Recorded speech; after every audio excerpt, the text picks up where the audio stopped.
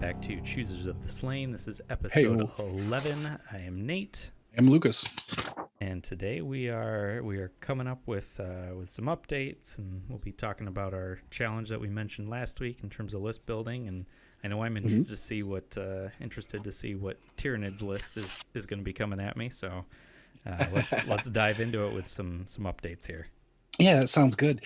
So we have couple big announcements from Games Workshop. With the Dark Angels release coming out, there's also the Dead and the Divine online preview that they recently posted that kind of has a smattering of things across multiple systems and games.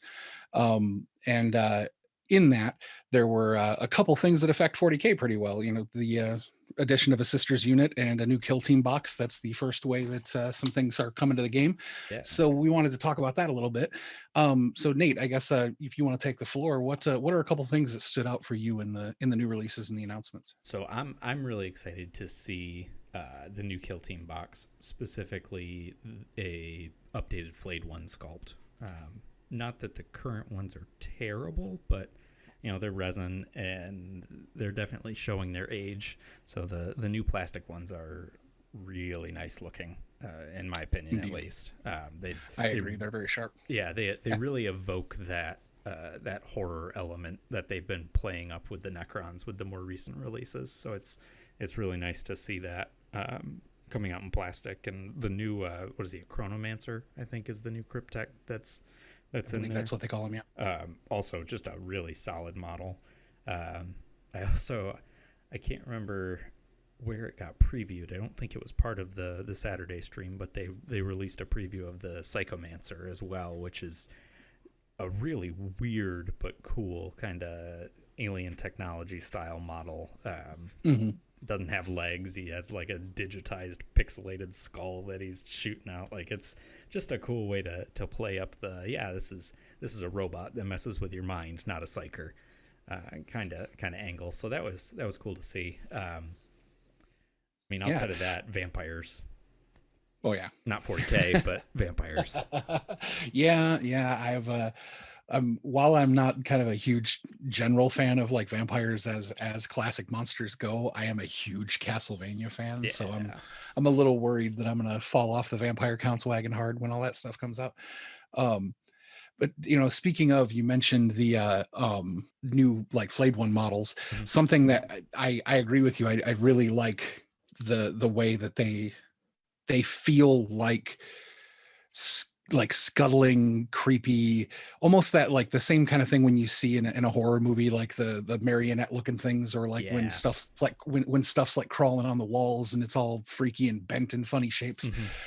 And I think that really plays up how unless they've retconned it again and again and again, how the flayed ones are suffering from a computer virus. And so it kind of has there's kind of like that like creepy 28 days later zombie apocalypse skin laid over the already undead skeleton robots, and so I when I saw them, I was just like, oh, I wish this is what flayed ones looked like back when I played Necrons, because I might still play them. Right. Yeah, they're really cool models. Yeah, they are. They're okay in the new codex. It's not like they're doing crazy things competitively that I've seen, but I'd take them just for the cool models. Yeah, so much better. Yeah, it's just a refresh that was needed, and kind of really rounds out a lot of the Necron line that was starting to show its age, brings it up to sort of modern standards. So I think after that, and they released a couple of characters that that they're still waiting on, I think they're probably going to be calling the Necron range done for a while at this point. Yeah, I think there's a handful of named characters that haven't gotten a model refresh yet, but that's something they can trickle in over time. But yeah, I think they've pretty much hit all the major notes. Speaking of that kill team box, the final release of the highly anticipated heavy intercessors through that box is cool. I'm excited to see those because I'm a fan of Gravis armor personally. Yeah. I'm a little disappointed in the new Gravis captain, not because he isn't awesome, like he's super cool, but I'm a huge fan of the like kind of the thick, heavy construction, you know, thick guy that was in Dark Imperium Yeah. and that tragically unreleased Gravis Captain, and to see them finally getting around to releasing a new Gravis Captain model, looking at him, it's very unlikely that that kit will be able to build the power sword and storm, whatever they call the bolt storm gauntlet. Mm-hmm. And so I'm a little bummed that other people who might like that particular build, like I do, who did not get a hold of one or two of them back in the No Fear Dark Imperium days, are going to kind of be stuck with, like, the Codex has a way that you can run a Gravis Captain, but the new kit does not look like it's going to likely be a multi-part one. Yeah. And so I was a little bummed because that's something that it gets me about the Phobos lieutenants, where there's like a monopose one set of gear in the Start Collecting Vanguard Marines box, Mm-hmm. and then the standalone blister is the other set. Yeah. And so there's no kit where you can build either one. You have to chase down a specific model. Yeah. I'm less of a fan of that style personally. I mean, I get, in this age of highly detailed, pseudo monopose miniatures, like, I Mm-hmm. get that we're not going to see a lot of the old school modular kits like the old tactical marines and that kind of stuff, but it's just always a bummer when you see, oh, they're finally putting out a Gravis Captain kit, and he's not even remotely like the one that's hard to find. Yeah. Yeah. It's not so bad when it comes to, there's a loadout that maybe you can only get in a Start Collecting box, or you can only get from a boxed set of some sort. But where it really starts to kind of become an issue for me is when it's hey, here's this loadout that you could take, except we don't sell this model anymore.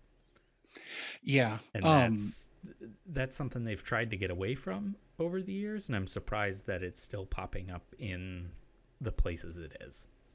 Yeah, I think that's probably why it bothers me, because they really kind of framed Warhammer Legends around, like, if you have these old models, we still want you to be able to use them, but we're just not going to support them anymore. Mm-hmm. And then in that discussion, they basically say our guiding light is what is still currently available. Yeah.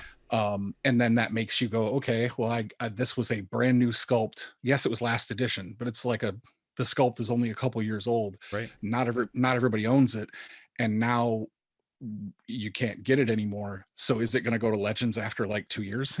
So Right. it's just that's not. It kind of creates those feel bad moments that we've talked about before, that we're excited to see GW move away from, Mm-hmm. and then occasionally they stumble like this, and you're like, dude, you just said you weren't going to do this. Why did you do that? Yeah, another example, and I'll after this I will get off the dog on them train, but the Phobos, the weird split again with the Start Collecting Vanguard Marines, Mm-hmm. where there is the Helix adept for the infiltrators is only available if you get the original monopose infiltrator kit that came in Shadow Spear / Start Collecting. Mm-hmm. And then when you buy the actual infiltrator kit, it can only build the comms guy. And you're like, okay, that. Yeah, it's really frustrating. That is frustrating. So the only way to get the Helix adept is to buy the Start Collecting box now. And so you're like, well, what if I don't have room in my list to run a Phobos captain or a Phobos lieutenant, because I'm only bringing one unit of infiltrators to be like a deep strike screen?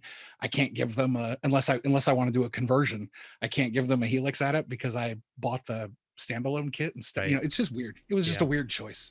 And it's an odd thing for them, considering their whole thing over the past few years has been, a unit is self-contained in the box. Like, you get other than, maybe some of the things like Chaos Terminators and Havocs, where you might want 4 of one loadout and they only give you enough for 2, or whatever might be the case there. But they've been pretty good about including at least one of every option in the box. Yeah, and then especially when you look at the Battle Sisters box, the Battle Sister squad is like the dreamiest,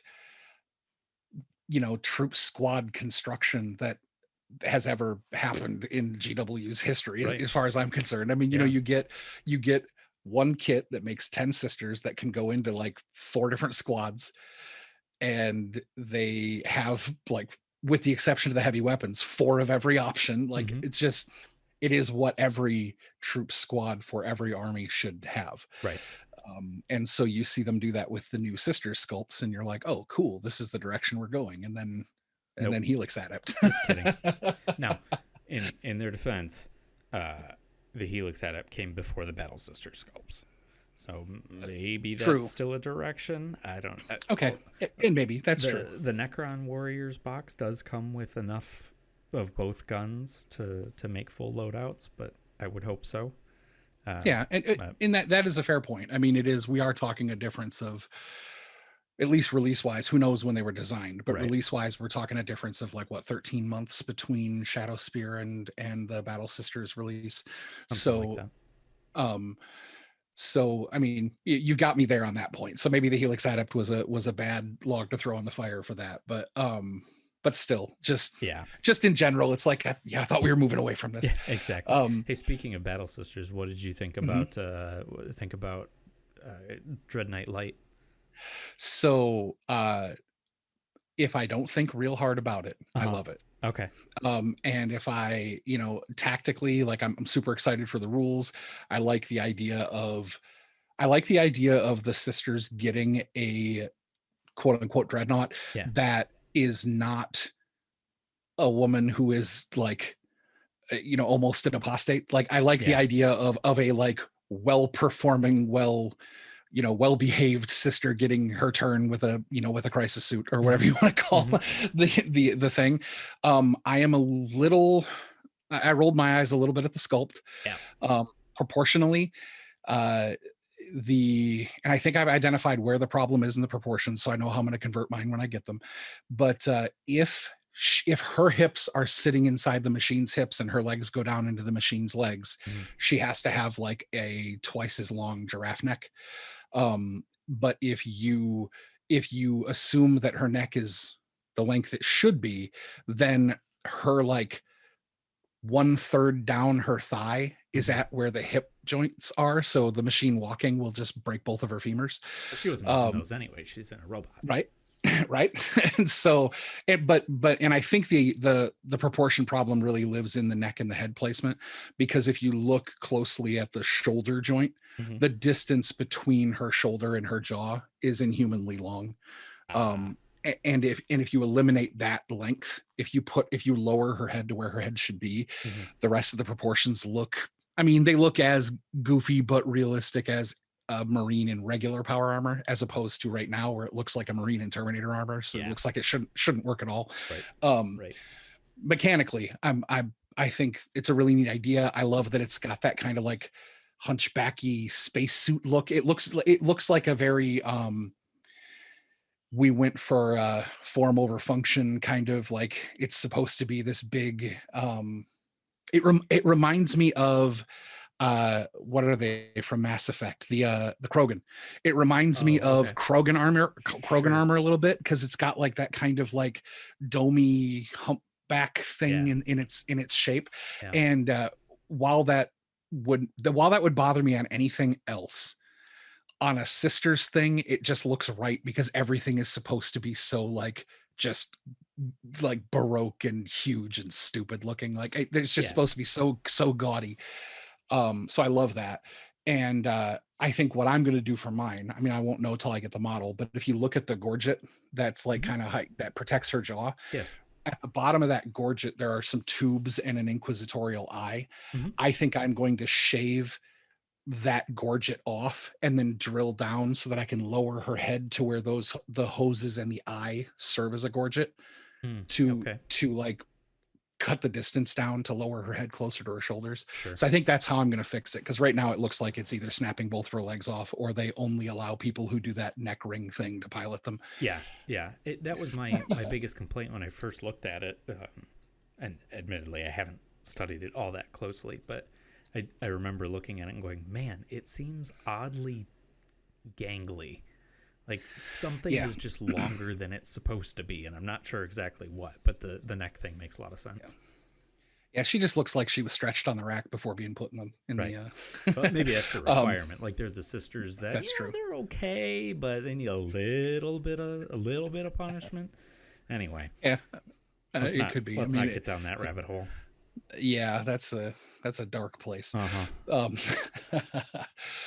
other things that talk about. I know we want to get into talking about our hobby stuff, but Yeah. the the Dark Angels previews that came out. We were talking a little bit before the episode here that it seems like the Dark Angels are going to be pretty solid, and we're hoping that does not foreshadow a big wave of Codex creep coming in. But the Dark Angels look pretty solid. We definitely encourage people to take a look at them. Mm-hmm. Um, For sure. you mentioned so you talked about the flayed ones, Mm-hmm. and we kind of segued that into to also talking about the Marines that are in the kill team box. You mentioned the vampires, you're liking those.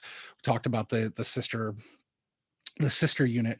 What was there any other thing you wanted to touch on from the big releases, or do you think we're good to move into our hobby talk? No, I think we're good to move on. I mean, it's not 40K related, but I think the fox spirit thing from the Lumineth is pretty cool looking. Yeah, it really is. It's a. I feel like that line in particular with their kind of animal element hybrid spirits between the mountain bull thing and the wind fox, like they're just cool sculpts. It's a cool concept. Yeah, it is. I definitely like that they're going in a like different direction. Yeah. I'm not sure where the train's going, Uh-huh. but I'm enjoying looking out the window while we're rolling down the tracks, Yeah. So Yeah. And I'm not a huge fan of the Lumineth aesthetic for the most part. The weird like double helmets and everything. It's the same thing that the old high elves had, where for whatever reason they have helmets that are 2.5 times as tall as their head is. But those spirit models, it's like the Eidolons from the Ideneth Deepkin line. Yeah. They're just, in terms of centerpiece models for your army, they are cool models. They just look like they'd be fun to paint, even if you're not ever planning on playing with them. Yeah, I think that's cool. Like there's so much detail in them that I think it would be. It's almost like the kind of model that you would need to prime black and do like a light dry brush on, just so that all the details stand out while you're deciding where you're going to put your colors. Just because it's almost like exploring just to find all the details. Yeah, sketch out the volumes before you actually start paint to it. Yeah, absolutely. Something else that's recent news that stood out to me that I want to briefly touch on is that GW is moving to a bi-weekly new release schedule to kind of help combat the shipping issues and things that they've been having, with COVID and being shorthanded and the huge swell of business that they had while everybody was stuck at home looking to burn through their kits and their pile of shame. Right. And even as a retailer who loves new release weekends and it's good for business, but I gotta say I'm actually kind of happy about this. There's been so many new releases in the last few years between 8th edition and now 9th edition. Just the train was just barreling down the tracks to stick with that analogy, and it's nice to like go, okay, we get a week to breathe now. Like even though I like having busy weekends in the shop, having a little bit more lead time, I'm kind of digging it because it allows us to actually like hype up the product a little bit more. It allows us to people to get excited and talk about stuff instead of it just being like, oh yeah, this is coming out. Okay, cool. Oh wait, well, I still got to make my car payment, but like, oh my God, this is coming out, and it's just nice to pump the brakes a little bit. Yeah. I mean, I remember. So I had my store when they switched to the the weekly release schedule, and it was always kind of an annoying thing where something new would come out, and then 3 days after this new release that everyone's already excited for, and they come in going, oh, I'm gonna, I want this new whatever it might be, and you go, okay, cool, and then they all of a sudden stop and go, oh, but wait, this comes out next week, so I'm just going to wait. And then next week rolls around and it's, well, wait, hold on, this is coming out next week, so maybe I should wait for that one. And, you either wind up with people who just keep kicking that can down the road because they can't decide on what project they want to pursue next, and they wind up, ultimately either the money goes somewhere else, or they just never get to it, or you get the people who get kind of that buyer's remorse where they I bought this thing because it was cool and it was new and I wanted to try it, but now the thing that I've been waiting for like a year is coming out.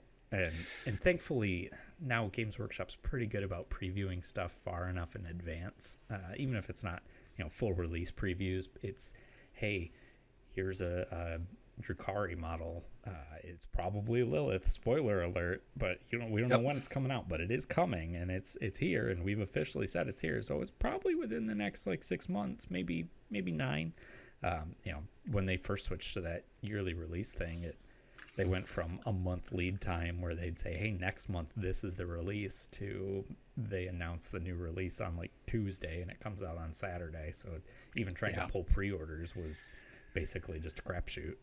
Oh yeah, I mean, not to fall down the business talk, insider rabbit hole or whatever, but it's always challenging to have to give them pre-order numbers for a product that's coming out right after all of your customers just spent a ton of money. And then you're like, okay, how much do I want to stick my neck out on this? Because you can't take pre-orders early. That'd be a violation of the retailer agreement that you have with them. So you have to wait till the same day they take pre-orders, but they want to know how many you think you're going to need 2 or 3 days before you can start collecting money. Yep.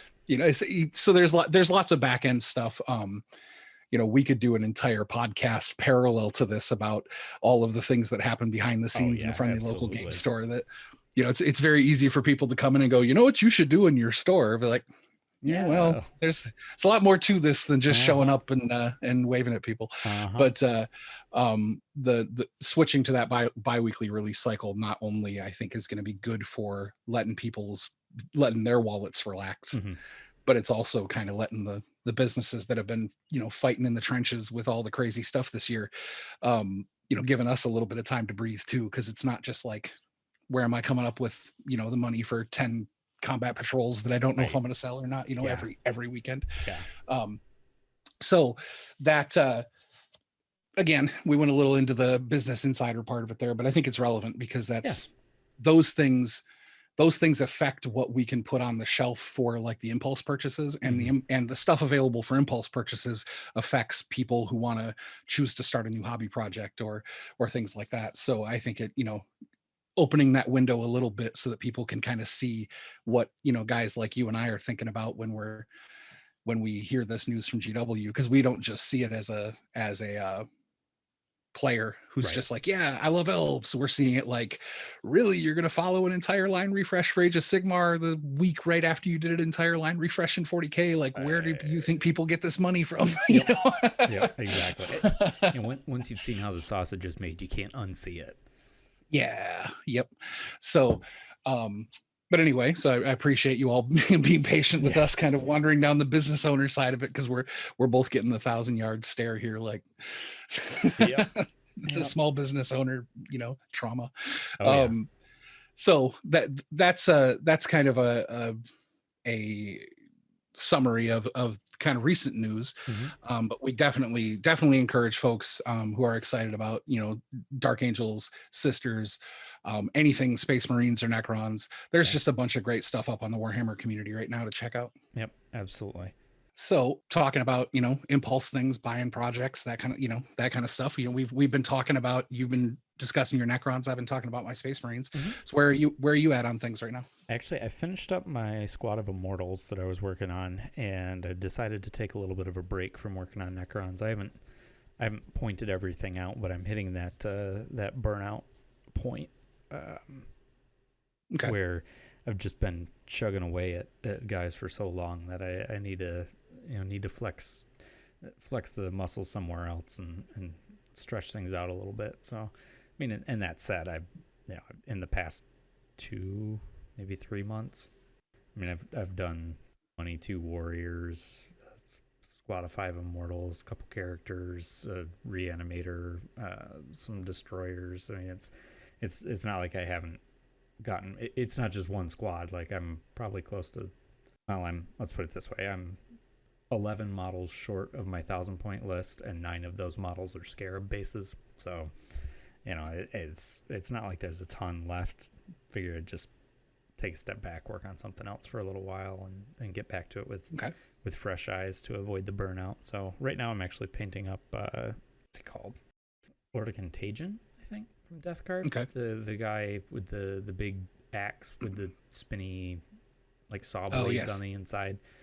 Messing around, figured I'd mess around with that, try and really work on the blending and glazing skills, and probably also gonna try and take a shot at some bronze non-metallics on the trim and everything. See if I can get that turn out okay. So it's a little process. I'm probably, I don't know, 4 hours into it, and I've got two, maybe the feet painted, and that's about it. It's just it's trying to get used to the blend and everything, but I'm also trying to do everything with one brand of paint.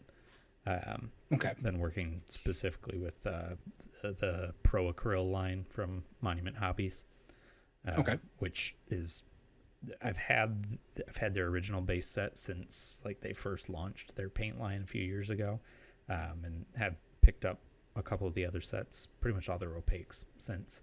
I haven't messed with the metallics or the transparents yet, but it's a great paint line. It blends really well. It goes on, dries super matte. It's all really consistent. So that's cool. Figure I'll bust those out since I've been sitting on them for a while and actually try using them, because one of the issues I kept running into with Necrons is because I'm using so many different types of paint and different mediums and everything to get the final effect, I wind up fighting against different finishes from different brands and all that, and it makes it extra frustrating when you get right to the end and then you put on the last finishing highlight or whatever and go, oh great, everything up to there was kind of a satin and this is just a high gloss, and so the highlight gets lost in the wash, and it just winds up being a problem. So I figured I'll try something that's really matte, do it all with one line, see how that plays out. It's supposed to be a really good line of paint. I've had really good experiences with it so far, so that's cool. Hopefully that continues. Cool. Well, speaking of like one product or one technique, we discussed pretty heavily how I'm using the Artist Opus method for painting the Immortal Lions, and I ran into some scheduling issues in this last week that kind of put a hiccup in my momentum, and something I'm trying to do with this project, like, is, we've talked before about as people who've done commission painting or like to, when we really sit down to like love on a model, we're happy to go to like that display level of painting with it. I am intimately familiar with the classic, the perfect being the enemy of the good. And I will just go over something over and over and over again and just lose time on it. And that has often kind of created daunting situations where I don't want to work on a project, because I just know I'm going to lose myself on this model and I'm going to waste a whole day of painting on one guy. And it's not really a waste. I mean, I enjoy the painting, but as far as like progress, towards the army project, I'm like, can I really afford to put 8 hours into this one Marine when I've got like 40 Marines to paint? And so that has created that, like, those motivation struggles that anybody has, where you're just, it feels daunting. You're like, I know I'm going to end up doing this, or I'm not going to be happy with it, blah, blah, blah.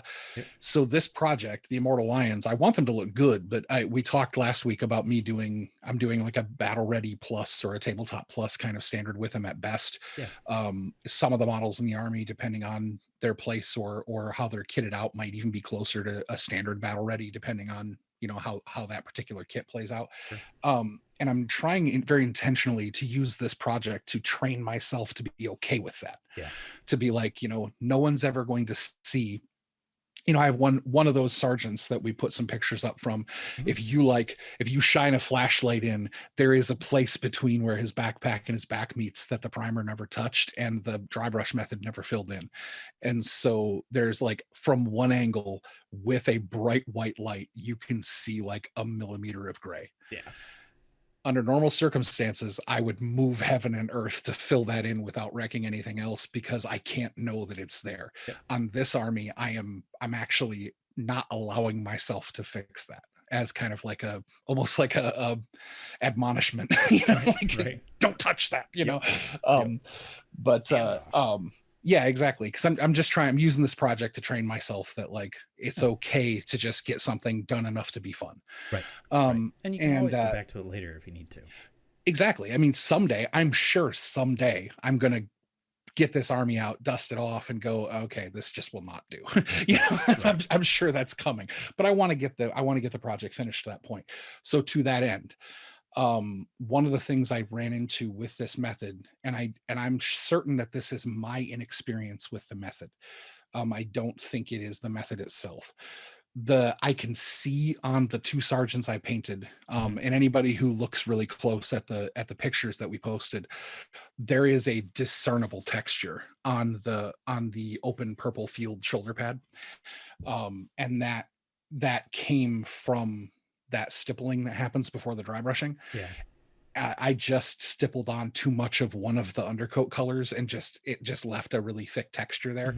I might go back with like a Q-tip or an old synthetic brush with a little bit of alcohol in it, and just melt off just the purple, and then brush paint a primer, and then repaint it purple, just because that texture is really bothering me. Yeah, smooth it out. Yeah, but I don't believe that is the method so much as it was just my inexperience with it. That said, to combat that, and to kind of give myself a kick in the pants to keep going, because I did have this week of struggles. My intention is to take everything that I've got currently built, which is maybe, I think I have maybe 1,200 points built. I am going to do my first layer of paint through the airbrush, and I'm going to just, instead of stippling on the darkest color, which happens to be Vallejo Somber Gray, instead of stippling that on over, because I use a blue primer to make sure that everything stays like vibrant and blue, instead of doing gray working up to blue gray on a black undercoat or a white undercoat. I really wanted that cold tone in all the shadows. So I primed a really rich blue, and then the somber gray actually kind of like darkens over that primer, and then I work up from there. But just to thin that initial layer a little bit to help combat the texture, and just for a really rapid progress, I'm going to mix up probably 3 ounces or so of airbrush thinned somber gray, and I'm going to just lay out parchment paper, and I'm going to just hit the entire army in one afternoon. I'm just going to lay a 100% somber gray base coat over the primer on everything, and then the next layer in the method is a mix of somber gray and Thunderhawk blue. And so I'm going to start the stippling process at that mix, so that it eliminates one layer of stippling. But hopefully that'll get my motivation juices flowing again, because I'll be able to look at the army and go, oh, 1,200 points are base coated, instead of looking at it going, I have like 4 almost finished models and then a whole bunch of primed stuff. I'm just gonna just because we all get those weeks that kind of throw us off our horse. So that's kind of where I'm at, is I don't have much progress beyond what you guys have all seen pictures of already, aside from I've got a whole bunch of stuff primed, but I lost a week and I want to make it up, and I just want it a little bit thinner. A year from now, I'm sure something I use this method on will not look that chunky. But those purple shoulders bug me, and you can't really see it anywhere else on the miniature. Maybe a little bit on the heraldry shoulder shield thing that I can't think of the name of right now. The two sergeants have that jousting shield or whatever they call it, Oh, yeah. on their shoulder. You can see a little bit on there just because it's a flat surface that's right in your face, but the rest of the model is not bumpy textured like that. It's just the shoulder pad kind of, it's just too plain of a surface, and so it really highlights the texture, and it bugs me because the light catches it funny. But so that's where I'm at, is I'm gonna cheat a little bit on one step, but I think overall I'm going to be happier with the end result, and eventually I'll have enough skill with the method that I won't have to do that. Right. Well, I mean, and even then, when it comes to painting, like, you can use whatever method, and when it comes down to it, like, you use the method that works for you. And if that means you're combining 2, 3, 4 different methods, like, great, it works for you. There's not a wrong way to art. Well, if you like the results, it's, if you go in saying, I want it to look like this, and you do it a different way and it doesn't look like that, and you go success, like, that's one thing. But if you just want it to look good, however you do it, that's how you do it. Well, the point you made about there not being like a wrong way to art, like something that I have told everybody that has ever attended like a class I've taught about, like I did some airbrushing classes at the Michigan GT for a commission painting studio, and or people will come into the store. One of the first lessons that I will tell somebody that I'm teaching to do this is that art of almost any kind fundamentally is lying with light. That's really, whether you're talking colors, shadows, perspective, generally speaking, the primary tool that art uses to create, or visual art, I should say visual art. The primary tool you're doing is you're just using techniques and skills to lie to the viewer with light. Right. And so no matter how you accomplish that, if you create the effect you're looking for, whether you do it with cocktail sticks and PVA glue, or you do it with like a perfect range of scale 75 paints only painted with Raphael 8404 Kolinsky hair brushes, or you use like a $600 Harder and Steinbeck, airbrush that's, got a $800 compressor pushing air through it with no pulsing, or it doesn't matter. If you can find a way to go out in your backyard and scoop a handful of dirt and glue it to a thing and then rattle can it, and at the end of the day, it creates the look you were looking for, you win. So all of those great tools are awesome.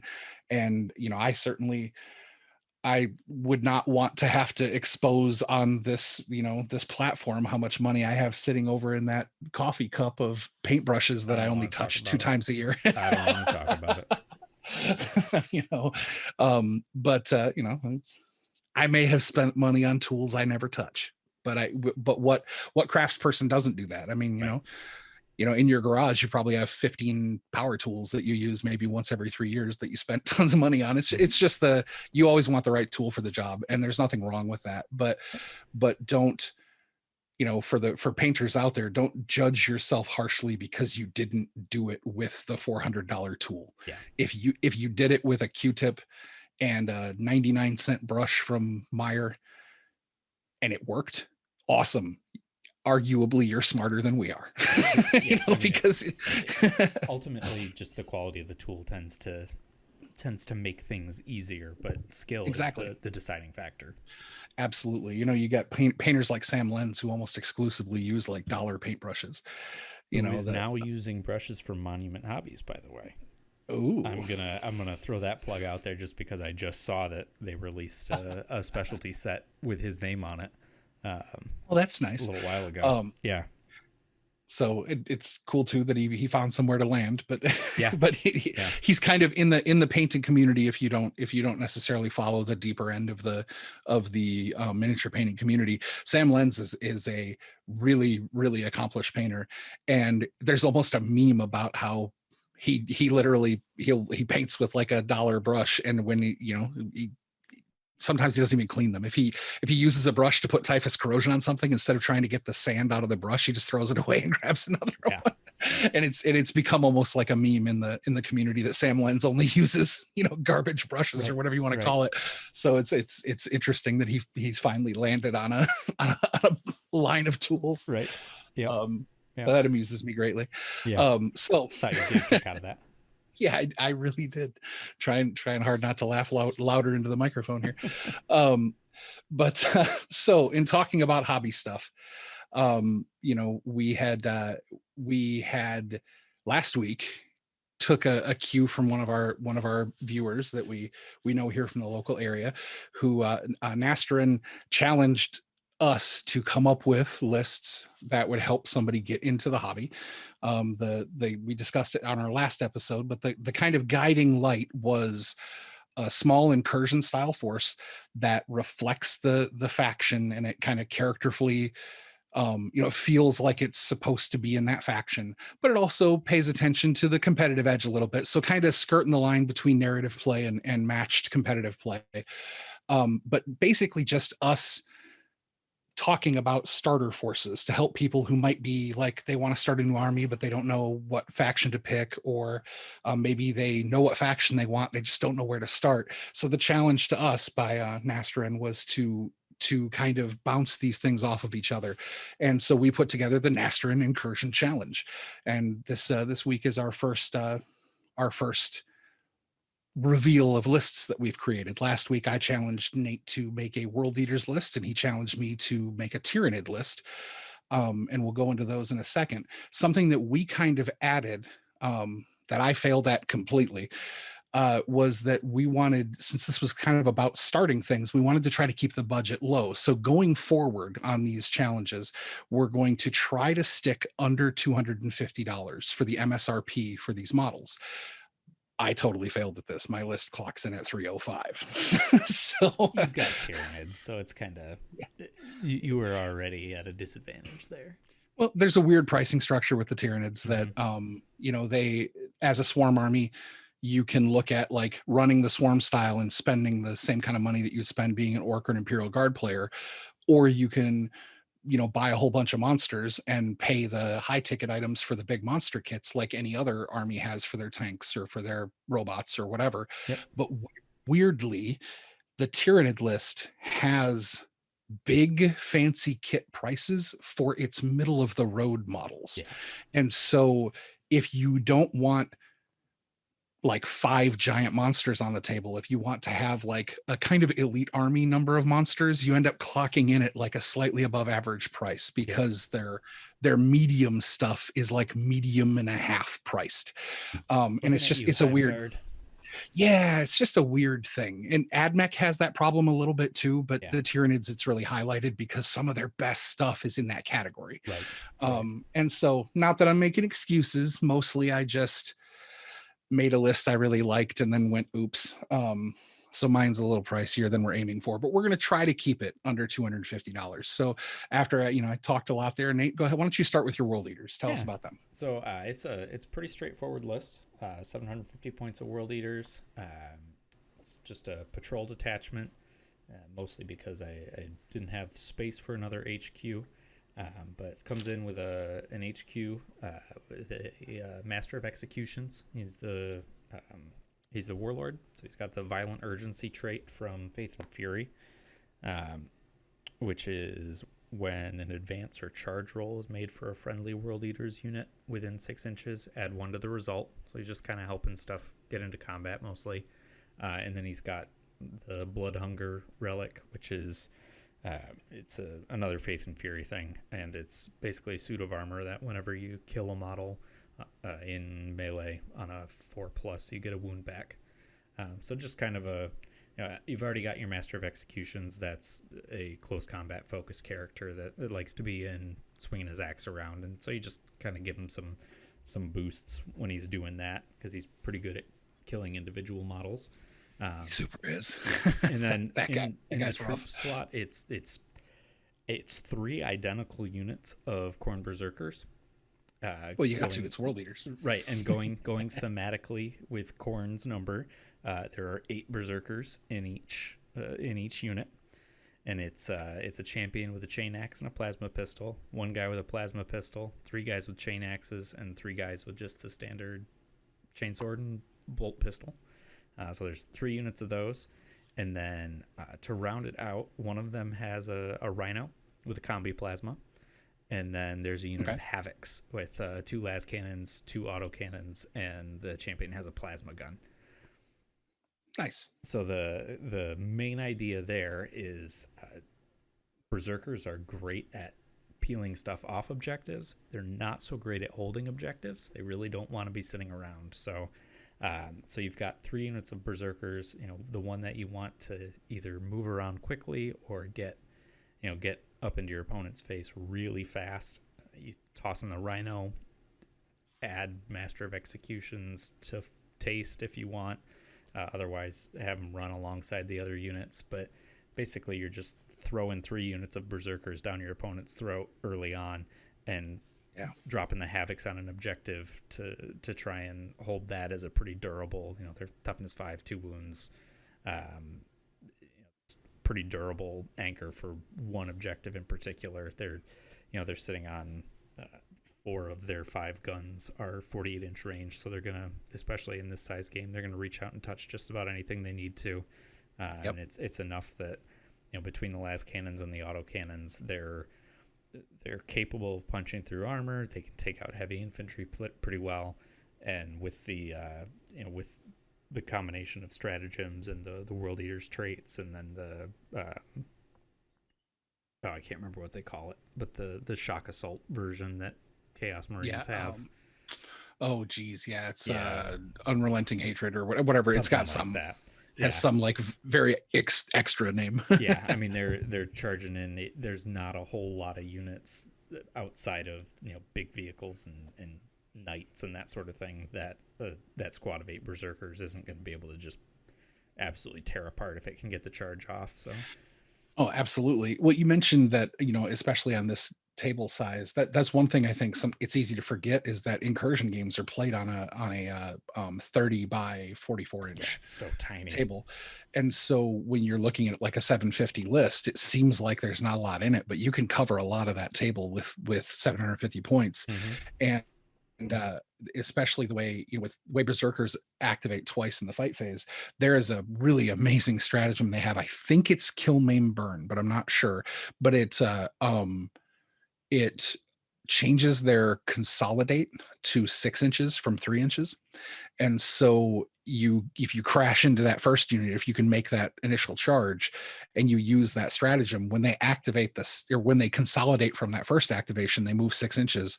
And then if they activate the second time, they can then crash into something else. It's a little harder to use in 9th edition because of how you have to declare every charge target. You can't like multi-charge the same way. Right. And so it runs into the wall of you can only fight things that you declared as charge targets initially, but it allows you to just decimate something and then slam into the next thing, right? Even if you can't necessarily fight that second time. And on that small table, man, berserkers cover ground. Oh yeah, absolutely. You know what? I do have to say I need to correct myself. Havocs are only 1 wound. But they are toughness 5. Yeah, it's T5. That's the and that's I think that'll get fixed. I think when Chaos Marines catch up to their loyal brethren, I think the Havocs will end up possibly they're on 40 mil bases. I actually wouldn't be surprised if they go up to 3 wounds. But that wouldn't surprise me. I mean, you look at most of the Death Guard release, everything went up to at least 2. Yeah, they're getting the same treatment. I see them making Havocs the Chaos Eradicators personally. Yeah, I can see that. I could be wrong, but this is I'm going to try to prognosticate. I think Havocs are going to end up 3 wounds, but I can see that. That's just me. I could be wrong. No, that sounds like a solid list. You said 1 of them's in Rhino, 2 of them are on foot. Yep. And since they're units of 8, the Master of Executions could jump in that Rhino. Yep. If you want them to. Yeah. Otherwise, you run him up between the 2 if you're trying to get off a couple of charges to take the bonus from his Warlord trait, or if you're only using the Codex, you don't want to use Faith and Fury, then you just take a different trait, and it's even better for him to be in the Rhino. Oh yeah. Well, you can hide him from snipers too, based on what once you know what your opponent's list is, you can declare. You have to declare transports and deep strike before regular deployment nowadays, which I love, because you can't burn your drop turn by declaring something's in deep strike. But but the fact that you can make that decision after the fact, I think is cool, because if your opponent shows up with snipers, you can throw that master execution in the rhino. It's cool. That's solid. I also like the flavorful use of the corns number. Like, that's cool. Well, and the other benefit to that is you get away with only having to buy 2 boxes of berserkers, because they're 12 to a box. Oh yeah. And so you wind up at 24. So yeah, it comes in, assuming you're not getting any discounts from your local game store or wherever you happen to be buying online or whatever. It comes in at $225. Nice. Nice. In fact, I think it's $225 even, if I did my math right. So that's cool. Pretty decent, very corn themed list. And yeah, man, those berserker units, I mean, they, between the chain swords and the chain axes, they're putting out, like, just in one round of fighting, not including their second, upwards of 40 attacks. Yeah, that's crazy. Because anything with a chain sword, if I'm remembering correctly, is they're getting the extra attack for the chain sword, and then they get the extra attack for being Space Marines, and then they get the extra attack for being World Eaters. And so there's 3, and then a typical berserker has 2 attacks, and the champion has 3. So you're getting close to 40 attacks in one round of fighting, and then they fight twice. Yeah, and all of those attacks are strength 6. Yeah, that's solid. That's solid list. All right, I feel like I'm swimming upstream here with mine. I'm looking forward to it. I'm looking forward to hearing it. So I decided to go with High Fleet Leviathan. Okay, and classic. I will, partly because we were with this challenge, we were trying to do stuff that was that felt very, like, fluffy and felt very narratively driven. And Leviathan is it's one of the classic antagonists in the setting. Oh, yeah, absolutely. But also, I happen to be a fan of Warriors and Tyranid Primes. And I wanted to show the kind of the spectrum of things that would be available without going too far into the weeds. I didn't want to have, like, the big psychic dog monster tank things and all the, like, giant snakes and stuff. I wanted to stick to more the iconic Tyranid units for this one. So what I went with was it's also a patrol detachment. It comes in at I think it is 350 on the nose. And so I went with a Tyranid Prime as the HQ. And then the troops choices, I went with a max size squad of termagants, going with a big blob of 30 termagants. And then a unit of 5 Tyranid warriors. Okay. And then a tiny little unit of 3 rippers. And then for heavy support, we went with a brood of 2 Carnifex, so that we have rippers through Carnifex. It's not at a 750 list, because we were trying to keep an eye to narrative stuff. It never seems to sit right when you have, like, we're playing an 800 point game and Mortarion shows up, or it's a 500 point game and Saint Celestine is leading the charge. So while Hive Tyrants are definitely a big deal in Tyranid swarms, I kind of saw this, being a 750 list, I saw this as either like a tip of the spear, or perhaps it was something that got left behind from a Hive fleet that was turned away, or it's like a little splinter. And I figured, to kind of keep that Aliens vibe and keep like the Starship Troopers vibe, where it's like bugs. I decided to go with my favorite, the humble Tyranid Prime, instead of going all the way with the Hive Tyrant. If this list were to expand to 1,000 points, one of the first things I would do at 1,000 points is probably add a Hive Tyrant. So there's a lot of synapse in this list, because you've got a unit of 30 little guys, and you've got a unit of 5 middle guys, and the character is on that 40 like the others, and all 6 of those models are projecting synapse, which is the hive mind. And then you've got your 2 big bruiser, Bash Brothers kind of anchor monsters in the Carnifexes. And so and that's tactically another reason why I went with Leviathan, not just for the flavor, is on a small table with, you know, this kind of model count. Leviathan gives you a 6-up feel no pain if you're within Synapse. Mm-hmm. That's the Hive Fleet adaptation, or whatever they call chapter tactics. Yeah, that's it. So the idea of my HQ and one of my troops units are projecting that Synapse bubble, the feel no pain rule, the 6-up ignore a wound when you take it, for people who aren't familiar with feel no pain, that rule does not specify infantry or monsters, or it's just Leviathan Tyranid units. So depending on how you place and move things, you can give this entire army a 6-up wound ignore, which I thought was handy. Yeah. And then to kind of riff on that, the warlord trait that you could assign the Tyranid Prime, there's 2 ways you could go. One of the warlord traits for the Tyranids is called Synapse Node, or Synapse Alpha something. Mm-hmm. It increases your synapse range by 6 inches. Oh yeah. And so that would give the alpha a little bit more of a reach to give that feel no pain to somebody. There's also the Leviathan specific warlord trait is called perfect adaptation, or perfect hybrid, or something. And it's basically Victor of the Blood games like Custodes get, where the warlord gets a floating reroll that they can use for hit, wound, shooting, melee, charge rolls, advanced rolls, like just every turn. Yeah. Because he's like a perfectly adapted creature for the job that he's doing. He just has this like floating reroll he can burn every turn.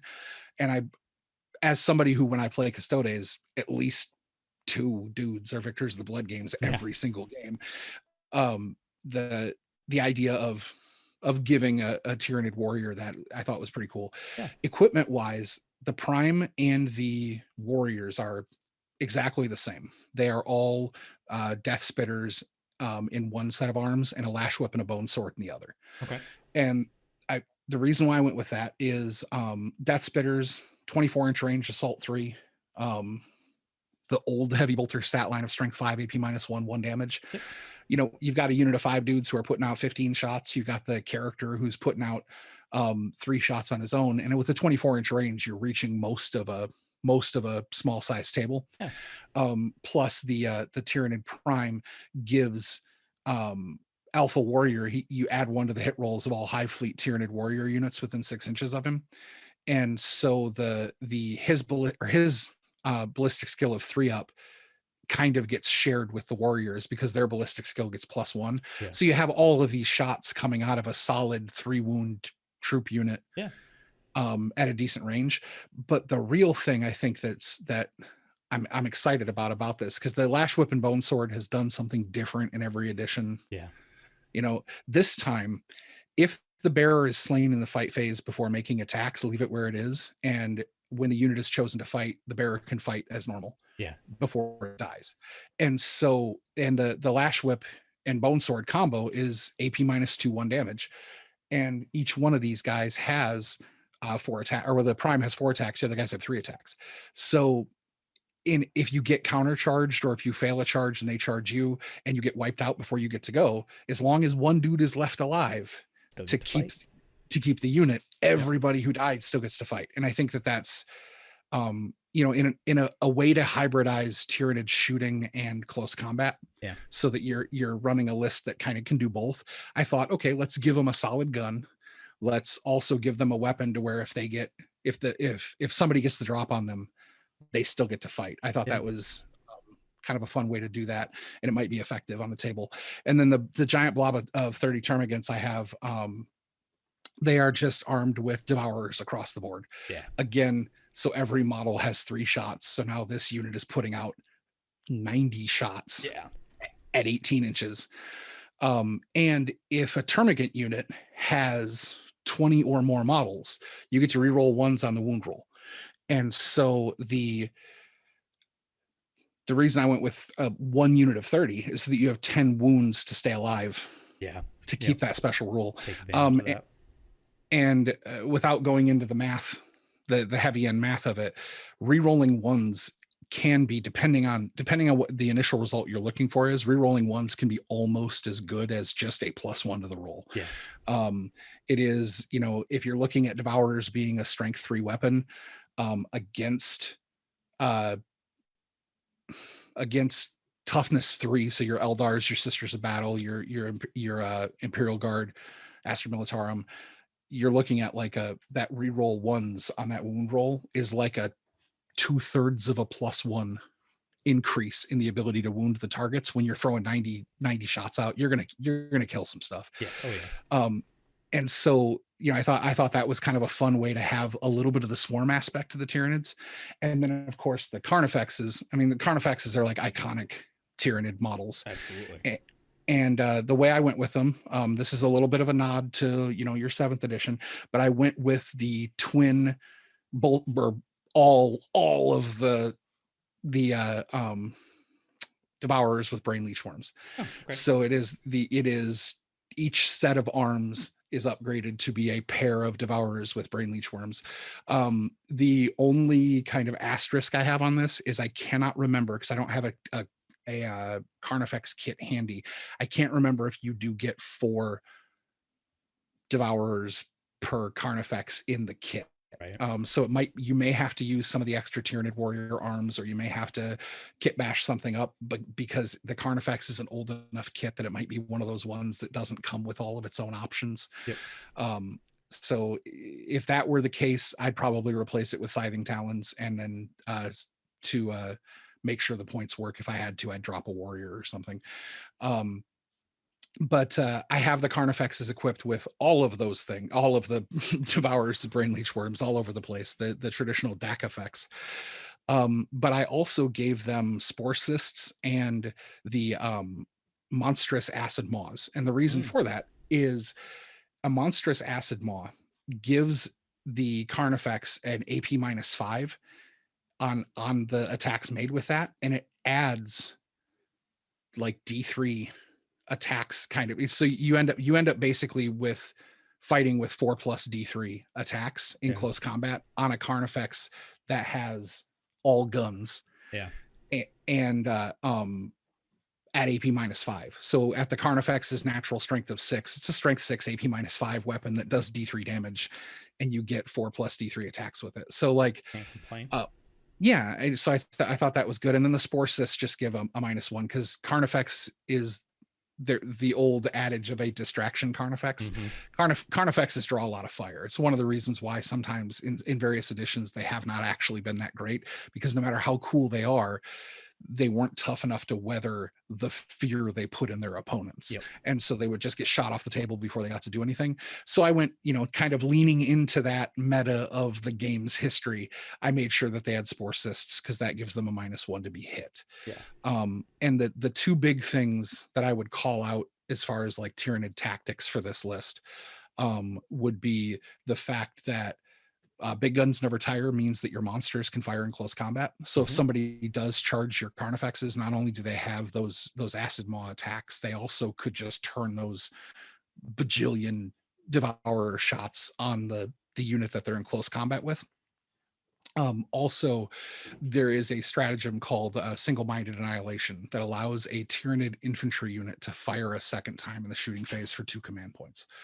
And so whether you were choosing the termagants for their 90 shots or the unit of warriors to be able to just double tap with those weapons when they're all assault 3 already, I thought would be a pretty good use of command points on a small table. Yeah. And then the last but not least part of this list is there's a single unit of 3 Ripper Swarms.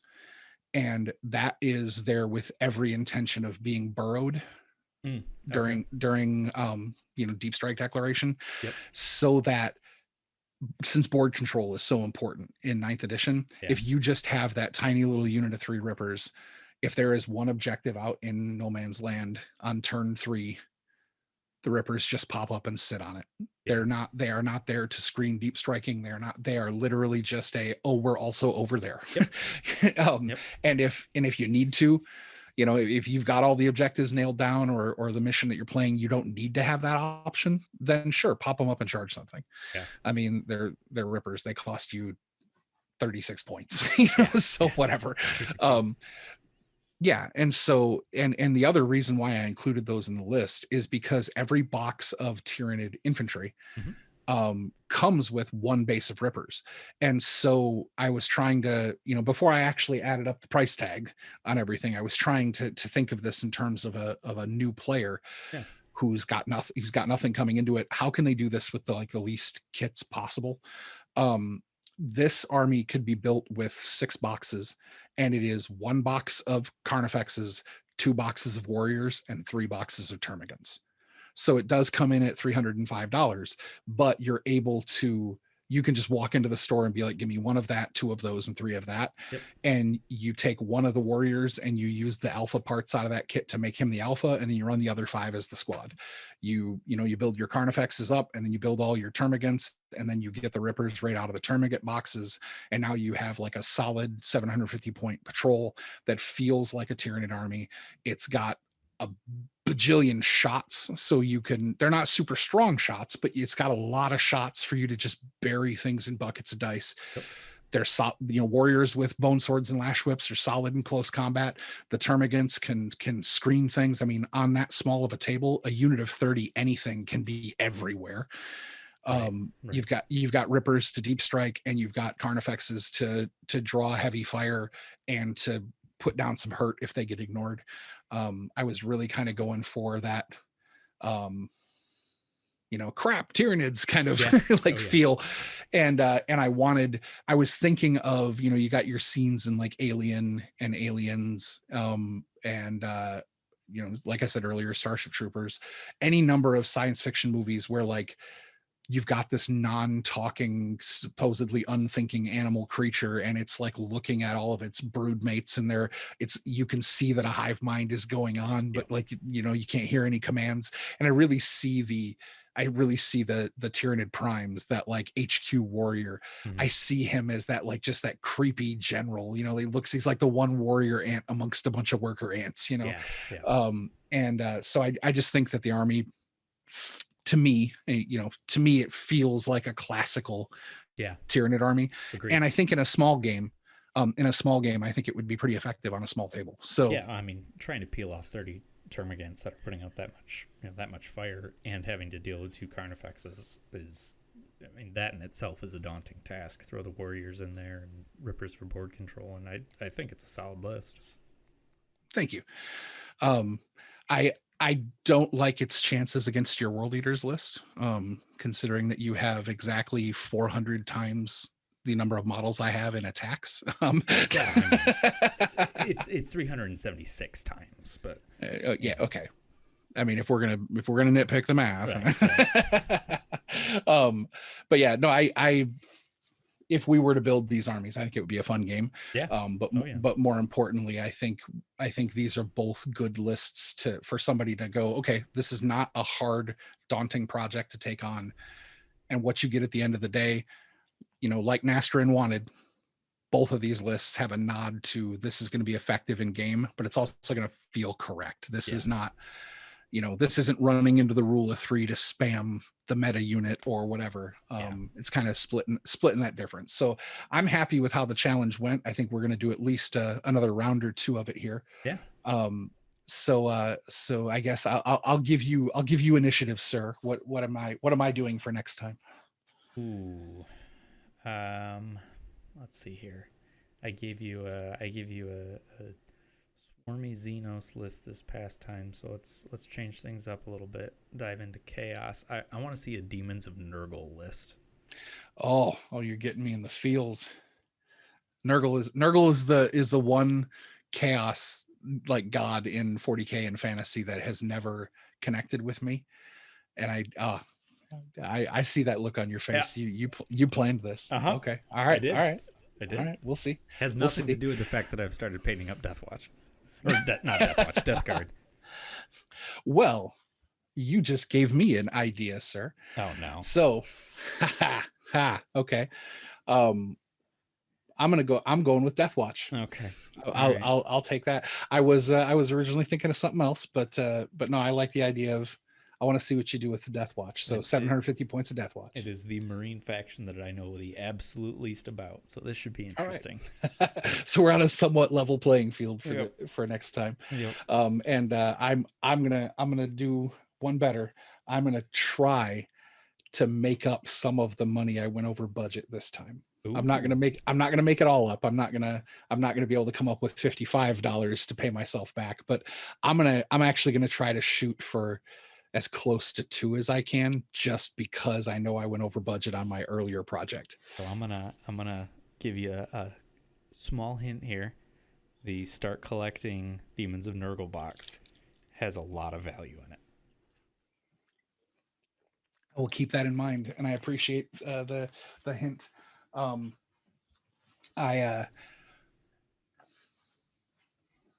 trying to think if I have anything to offer you back for the Death Watch, because Death Watch is a faction I've played. That's fine. I'll make it work. This will be a fun one. All right. We'll see what happens. Yeah. So hopefully you guys enjoyed seeing our Nasterin Challenge starter lists for Tyranids and World Eaters, and are looking forward to what we come up with for Death Watch. And you said Demons of Nurgle, yes? Demons of Nurgle. Yep. Not Death Guard. It's got to be Demons of Nurgle. Demons of Nurgle. Okay. Sounds good. So that's what we're going to be working on for next time, and I'm sure there's going to be some kind of crazy news from GW, as there is every weekend. So we'll have news and updates for you as well. Mm-hmm. Please join us on Discord, and give us ideas. We're obviously listening, and maybe if you make some commentary on what you think about the lists we made, it may influence what we do next time. Yep, absolutely. So thank you guys for joining us for episode 11 of Choosers of the Slain, and we will see you in a couple weeks. Have a good one, everyone. Stay safe out there.